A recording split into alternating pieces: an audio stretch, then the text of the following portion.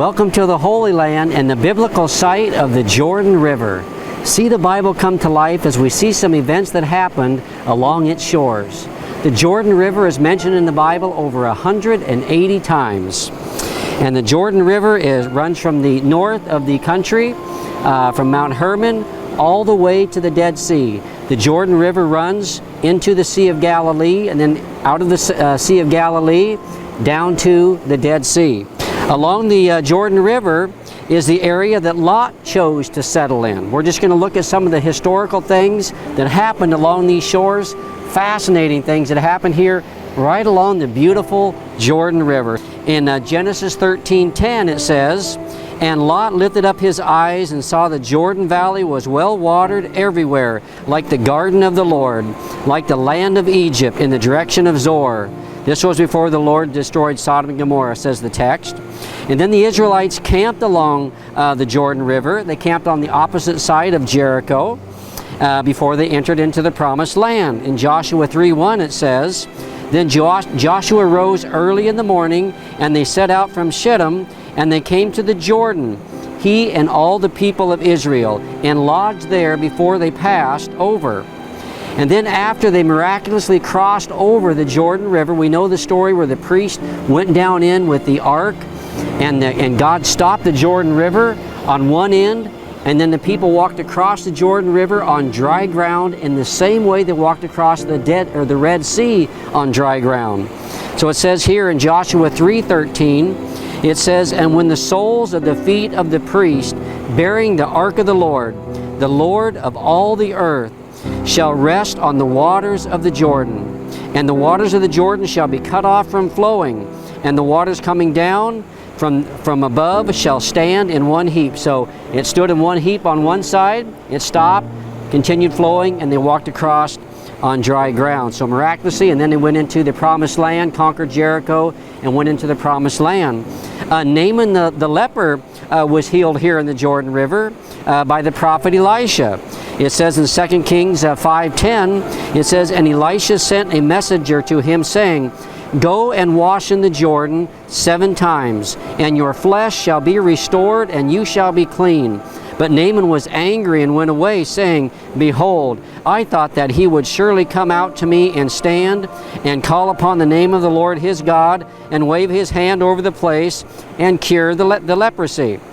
Are not Abana and Pharpar, the rivers of Damascus, better than all the waters of Israel?" So Naaman was perturbed, was bothered that he had to go and dip in the water of the Jordan River 7 times. He thought the rivers in Damascus were just as well, and that the prophet Elisha should just kind of wave his magic wand over him without him going into the water.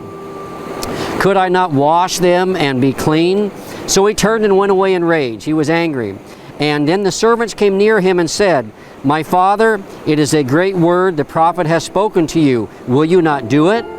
Has he actually said to you, wash and be clean?" So he went down and dipped himself 7 times in the Jordan, according to the word of the man of God. And his flesh was restored like the flesh of a little child, and he was clean. A miracle was performed here in the Jordan River by Elisha that made the head of an axe float, and it was performed right here in 2 Kings 6 it says, "Then the man of God said, Where did it fall?" So they were out chopping wood, and an axe fell, and the man couldn't find the head of his axe, so he asked Elisha, and Elisha says, "Well, where did it fall?" And the man says, "Well, right over here."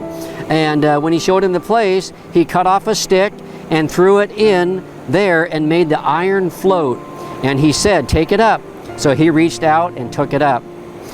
John the Baptist baptized right along the Jordan River. Matthew 3:5 and 6 says, "Then Jerusalem and all Judea and all the region about the Jordan were going out to him, and they were baptized by him in the Jordan River, confessing their sins." Jesus was baptized in the Jordan River by John the Baptist.